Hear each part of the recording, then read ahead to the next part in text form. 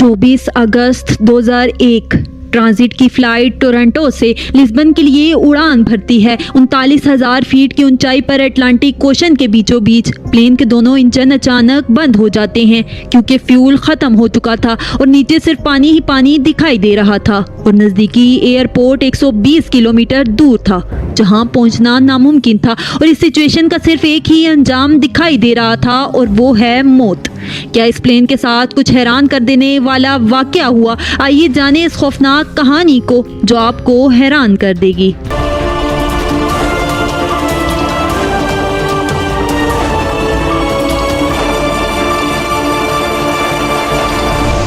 तेईस अगस्त 2001 की शाम कैनेडियन एयरलाइन एयर ट्रांजिट की फ्लाइट टोरंटो एयरपोर्ट से पुर्तगाल के लिस्बन शहर की जानिब तैयारी कर रही थी। अब क्योंकि ये 7 घंटे की नॉन स्टॉप फ्लाइट होने वाली थी तो regular service and maintenance check करने के बाद इसमें 48 मेट्रिक टन फ्यूल डाला गया। ये एयरबेस एयर 330 प्लेन था जो इस समय का सबसे एडवांस और सबसे सेफ एयरक्राफ्ट माना जाता था।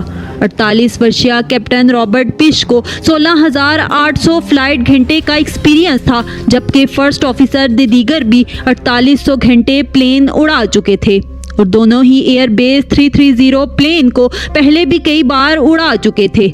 कुछ ही देर में फ्लाइट में 293 पैसेंजर्स और 13 क्रू मेंबर्स सवार हो जाते हैं और रात के करीब 9 बजे प्लेन टोरंटो के एयरपोर्ट से उड़ान भरता है।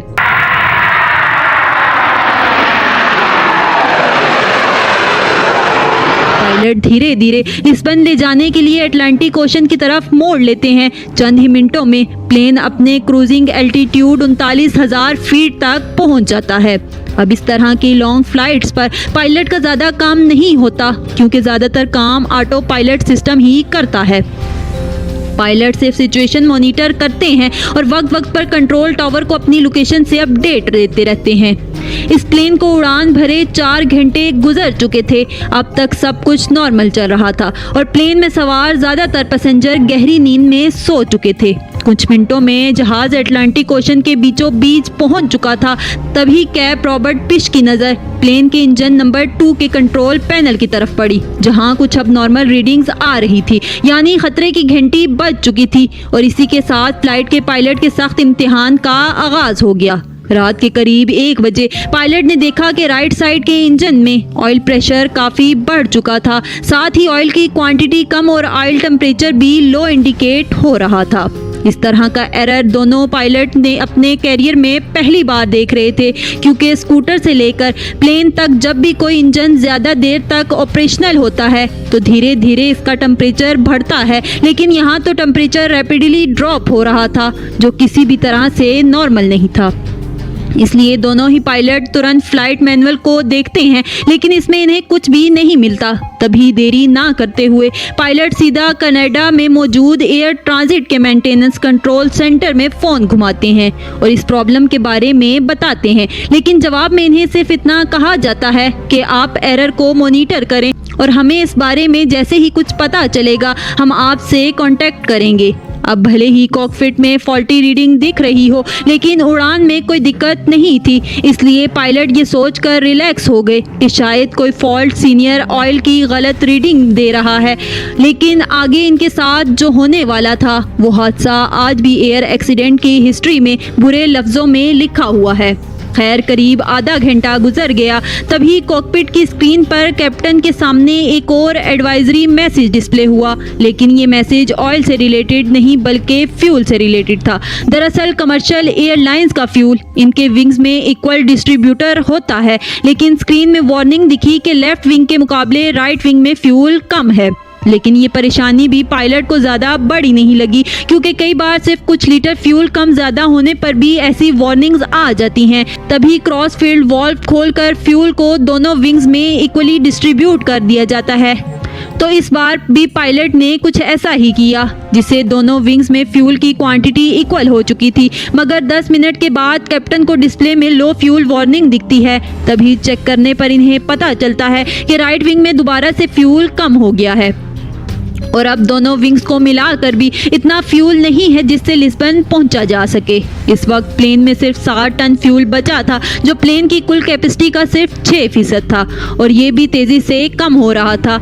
ऐसे में पायलट के पास प्लेन को डाइवर्ट करने के अलावा और कोई रास्ता नहीं था।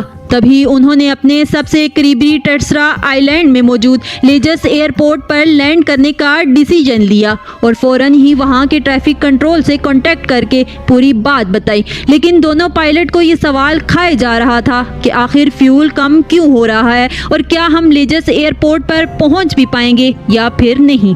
तभी कैप्टन ने फौरन फ्लाइट अटेंडेंट से कहा कि आप खिड़की से राइट विंग को चेक करो, क्या वहां से फ्यूल लीकेज तो नहीं हो रहा। लेकिन रात के घने अंधेरे में फ्लाइट अटेंडेंट को कुछ भी नजर नहीं आया। अब कंडीशन ऐसी थी कि हर 5 मिनट में 1 टन फ्यूल खत्म हो रहा था। अब इनके पास सिर्फ 25 मिनटों का फ्यूल बचा था, जिसे टर्सरा आइलैंड पहुंचना भी मुमकिन नहीं था। तभी मेंटेनेंस टीम ने कैप्टन से कहा कि आप प्लेन को 20,000 फीट की ऊंचाई पर ले जाएं ताकि फ्यूल लीकेज कंफर्म हो जाए। लेकिन कैप्टन ने ऐसा करने से साफ इनकार कर दिया, क्योंकि उसका मानना था कि अगर फ्यूल लीकेज कंफर्म हो भी गया तो भी हम फिर से 39,000 फीट की हाइट नहीं पकड़ पाएंगे और कम से कम 39,000 फीट से ग्लाइडिंग करके कुछ किलोमीटर तो आगे आया जा सकता है।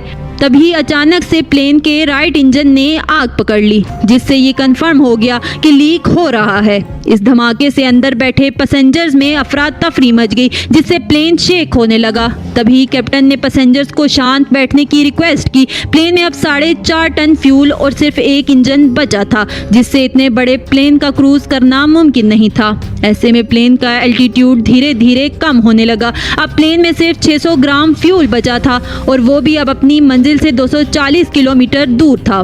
तभी कैप्टन को जिस बात का डर था वही हुआ। प्लेन का लेफ्ट इंजन भी अपने फुल थ्रस्ट पर चलने की वजह से जल गया और अब फ्लाइट बगैर किसी इंजन के अटलांटिक ओशन के ऊपर ग्लाइड करने लगा। साथ ही प्लेन का पावर सिस्टम भी ठप पड़ गया, जिससे पूरे कैबिन में अंधेरा छा गया। हालांकि कॉकपिट के इम्पोर्टेंट इक्विपमेंट सब भी इमरजेंसी सपोर्ट पर चल रहे थे। अब लेजिस एयरपोर्ट 120 किमी की दूरी पर था। प्लेन 30,000 फीट तक नीचे आ गया था। अब अगर प्लेन ग्लाइड करते हुए एयरपोर्ट तक नहीं पहुंच पाता तो इसे पानी में ही लैंड करना पड़ता। इसीलिए क्रू मेंबर ने फौरन पैसेंजर को प्रिपेयर करना शुरू कर दिया। लेकिन पानी में लैंड करना काफ़ी ख़तरनाक होता है, क्योंकि इससे पैसेंजर्स को काफ़ी इम्पैक्ट का सामना करना पड़ता है और अगर इम्पैक्ट से बच भी गए तो पानी में डूब भी सकते हैं। अब भारी कमर्शियल प्लेन को ग्लाइड करना काफ़ी मुश्किल होता है। सब कुछ प्लेन के बीच कंट्रोल पर मबनी था, जिसे पायलट मैनुअली लीवर से कंट्रोल कर रहे थे। प्लेन की ऊंचाई 200 फीट पर मिनट की रफ्तार से कम हो रही थी, यानी अगले 15 मिनट फ्लाइट में सवार 306 लोगों की जिंदगी या मौत की दास्तान लिखने वाली थी। कुछ मिनटों बाद प्लेन और एयरपोर्ट के बीच का डिस्टेंस 15 किलोमीटर तक पहुंच चुका था। इतने डिस्टेंस पर फ्लाइट का एल्टीट्यूड 3,000 फीट रखने की सलाह दी जाती है, जबकि इस प्लेन का एल्टीट्यूड 13,000 फीट था। लेकिन अगर कैप्टन फ्लाइट को आगे की तरफ झुका कर एल्टीट्यूड को तेजी से कम करते तो 90% चांस थे क्रैश लैंडिंग के। हिस्से में पायलट ने वहीं पर एक 360 डिग्री टर्न लगाया, जिससे प्लेन और एयरपोर्ट के बीच का डिस्टेंस तो इतना ही था, लेकिन एल्टीट्यूड 8,000 फीट से कम होकर 5,000 फीट तक पहुंच चुका था, जो रिकमेंडेड लेवल से अब भी 2,000 फीट ज़्यादा था। लेकिन अब 360 डिग्री लगाना पॉसिबल नहीं था, इसलिए पायलट ने प्लेन को एयरपोर्ट के रनवे की तरफ मोड़ा और फिर कुछ एस टर्न्स लगाए। इस जिगजैग पैटर्न में आगे पीछे होने से प्लेन को एल्टीट्यूड कम करने का कुछ एक्स्ट्रा टाइम मिला। अब नॉर्मली लैंडिंग के वक्त प्लेन की नोच को ऊपर रखने के लिए फ्लिप्स और इंजन थ्रस्ट का इस्तेमाल किया जाता है, लेकिन पायलट इंजन थ्रस्ट के बिना फ्लिप्स को भी नहीं खोल सकते थे, क्योंकि ऐसा करने से फ्लिप से मिलने वाला एयर ट्रैक प्लेन को और आगे झुका देता और क्रैश लैंडिंग हो जाती। इसलिए पायलट ने फ्लिप को बंद रखते हुए लैंडिंग करने का डिसीजन लिया, जिससे प्लेन और रनवे के बीच काफ़ी तेज टक्कर हुई और 12 मिनट में 8 टायर फट गए, जिससे प्लेन स्कैट करता हुआ एक तरफ खिसक रहा था। लेकिन कैप्टन ने बड़ी ही सूझबूझ से धीरे धीरे ब्रेक लगाई और आखिरकार प्लेन रुक गया। लेकिन तभी प्लेन की लैंडिंग गियर में पड़े धमाके के साथ आग भड़क उठी। हालांकि रनवे के पास मौजूद इमरजेंसी क्रू ने इस आग को फौरन ही बुझा दिया। इस तरह एयर ट्रांजिट फ्लाइट 236 के जांबाज पायलट ने 306 मुसाफिरों की जान बचाई और आज तक ये इतिहास का ऐसा इकलौता प्लेन है जिसने बगैर किसी इंजन के इतनी ज़्यादा देर तक ग्लाइड करते हुए अपनी मंजिल तक पहुंचने का रिकॉर्ड बनाया। लेकिन अब सवाल ये था कि गड़बड़ी हुई कहाँ थी। इसे लेकर जब इन्वेस्टिगेशन की गई तो पता चला कि टोरंटो में टेक ऑफ से पहले मेंटेनेंस के दौरान इंजीनियर्स ने प्लेन के इंजन का एक पार्ट चेंज किया था जो परफेक्टली फिट नहीं हुआ। इसी वजह से इंजन की ऑपरेशनल कंडीशन में इस पार्ट में वाइब्रेशन होने लगी जिसने पास की फ्यूल लाइन को ब्रस्ट कर दिया। वहीं पायलट की भी ये गलती बताई गई कि उन्होंने फ्यूल लीकेज पर ज़्यादा गौर नहीं किया और क्रॉस फिट वाल्व काफ़ी देर तक खुला छोड़ दिया जिससे इंजन 1 का फ्यूल भी इंजन 2 में जाकर लीक होने लगा और फ्यूल ख़त्म हो गया। अगर आप इस कंडीशन में रहते तो क्या करते ज़रूर बताइएगा और ऐसे ही वीडियोस आप हमारे चैनल में मज़ीद देख सकते हो।